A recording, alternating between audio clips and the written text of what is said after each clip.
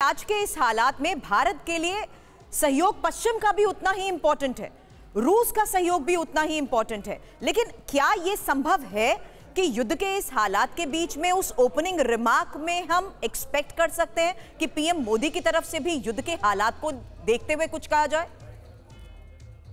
देखिए, इस बात का जिक्र तो जरूर होगा ओपनिंग रिमार्क्स पे कि भाई ये युद्ध जो है, देखिए 2 साल के करीबन हो चुके हैं, इसको चल रहा है। 2 साल से ज्यादा ही हो गए हैं और काफी इस पे जान माल का नुकसान हुआ है। और काफी लोग जो है वो घर से बेघर हुए हैं। तो अब जरूरी है कि अब ये इस युद्ध का जो है एक पीसफुल नेगोशिएटेड सोल्यूशन जो है वो निकलना चाहिए। और उसमें वो यही कहेंगे प्रधानमंत्री जी कि भाई हम दोनों की तरफ, दोनों पक्ष की बात हमें मालूम है और हम अपनी तरफ से जो भी हम कोशिश कर सकते हैं, जो भी एफर्ट्स। ये बात आपने बिल्कुल सही कही योगेश सर, लेकिन अब एक सवाल उस लिहाज से, क्योंकि जो खबरें हम यहाँ पर दिखा रहे हैं, कुर्स में जिस तरीके से ऑपरेशंस को अंजाम दिया गया और पश्चिम से मिल रही मदद का इस्तेमाल आज अगर इस युद्ध भूमि में होता है तो आपको लगता है स्कोप ऑफ डायलॉग भी बचेगा? नहीं, देखिए, पहले हमें ये भी तो समझना जरूरी होगा ना कि यूक्रेन की पोजीशन जो है वो काफी कमजोर हो गई थी, क्योंकि रूस ने तो उसके कई इलाकों पर कब्जा कर लिया था। तो यूक्रेन को लगा कि भाई खाली जो है वो, अगर आप एक चीज लड़ाई में हार चुके हैं तो वो आप एकदम से नहीं उम्मीद कर सकते कि आपको वो नेगोशिएशन टेबल पर वापस मिल जाएगी।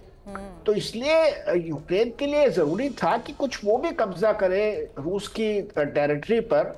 और उसके लिए देखिए, ना कि इन्होंने हथियार दिए हैं, लेकिन उन्होंने अपने लोगों को भी भेजा है। ऐसी रिपोर्ट्स है कि प्राइवेट कैपेसिटी में जो है काफी लोग जो है अमेरिका से और यूरोप के मुल्कों से यूक्रेन के साथ लड़ाई में लड़ रहे हैं। और जो उनके हथियार वो पहले दे रहे थे, अब उन्होंने कहा है कि काफी उन हथियारों को का यूज जो है वो एक एग्रेसिव फॉर्मेट में रूस के अंदर कर सकते हैं।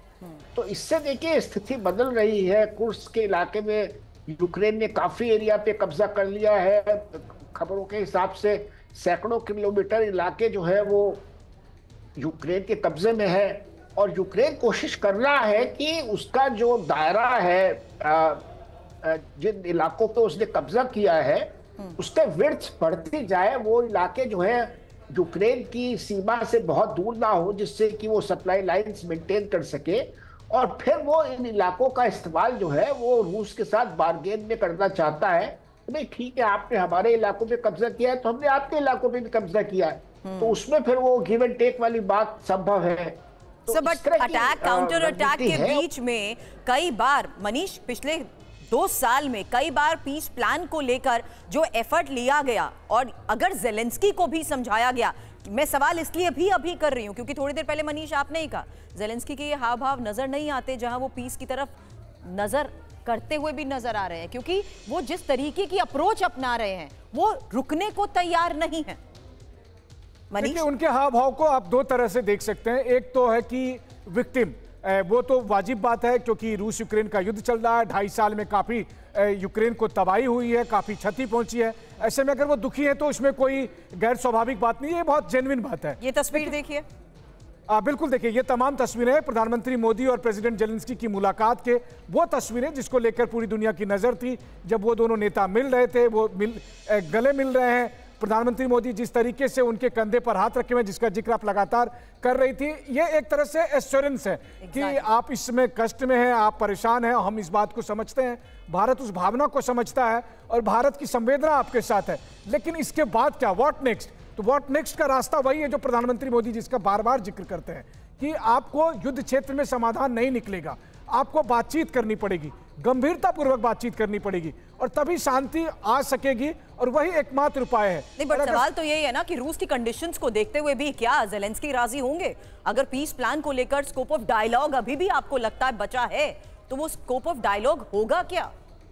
देखिए, इस मामले में तो दोनों पक्षों के अपने अपने कंडीशंस हैं और डायलॉग इसी का तो नाम है कि दोनों पक्ष अपने अपने कंडीशन लेकर आते हैं और फिर एक बीच का रास्ता कुछ निकालने की कोशिश होती है। जेलेंस्की की मांग थी कि रूस क्रीमिया वापस कर दे। उन्होंने जो 10 सूत्री मांग रखी थी जिस पर वो 2 साल तक लड़ाई लड़ते रहे, तो जाहिर है कि रूस वो मानने वाला नहीं था।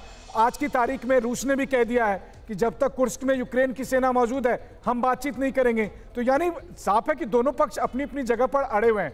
लेकिन एक बार जब बातचीत होगी, इससे पहले जब पीस समिट हुआ स्विट्जरलैंड में, जब यूक्रेन पीस समिट हुआ तो रूस को निमंत्रित नहीं किया गया। अब सोचिए, युद्ध बंद करना है रूस से, लेकिन रूस को निमंत्रित नहीं किया गया। वहीं दूसरी तरफ है कि जेलेंस्की की अगुवाई में ये सारी बातचीत हो रही है, लेकिन फैसला वाशिंगटन को लेना। तो तमाम तरह के डायनामिक्स हैं और इसीलिए भारत की महत्ता बन जाती है। इन डायनामिक्स के बीच योगेश सर, सबसे बड़ी हकीकत यह है कि आज यूक्रेन सीधा मॉस्को को टारगेट कर रहा है और यहां सीधे कीव पर अटैक। हाँ, मतलब दोनों पक्ष जो है वो कोशिश कर रहे हैं कि ज्यादा से ज्यादा एरियाज उनके कब्जे में आ जाए, जिससे कि एक नेगोशिएशन टेबल पर थोड़ा गिव एंड टेक हो सके। योगेश सर, आपकी आवाज नहीं आ रही।